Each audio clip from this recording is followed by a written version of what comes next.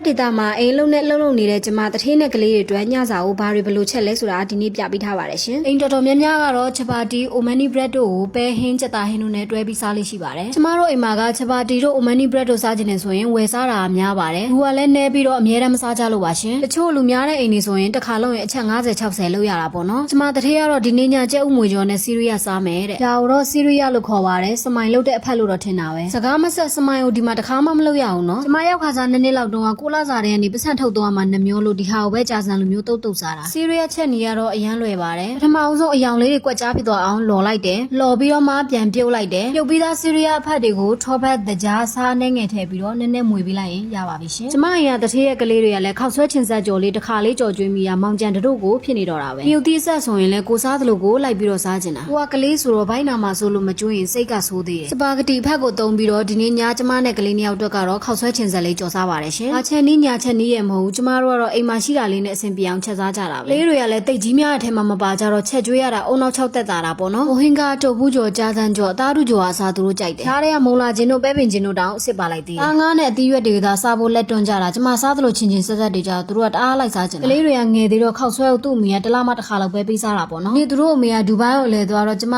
သူတို့အဖေရဲ့ခွင့်ပြုချက်နဲ့ကလေးတွေကိုခောက်ဆွဲကြော်ကျွေးတာပါရှင်ခောက်ဆွဲချင်းဆက်ကြော်ကအစီအစဉ်မရှိဘဲနဲ့ကြော်ရတာဆိုတော့သားတွေကအပေါ်ထက်မှာခဲနေလို့ကြက်ဥလေးနဲ့ပဲကြော်ကျွေးလိုက်ပါတယ်ကျမလည်းကြက်ဥဟပ်ပရိုက်လေးနဲ့ဘိတ်ချင်လေးနဲ့စားလိုက်ပါတယ်ဒီနေ့ညကတော့စားလိုက်တော့မယ်နောက်ရက်မှဝေးချတော့မယ်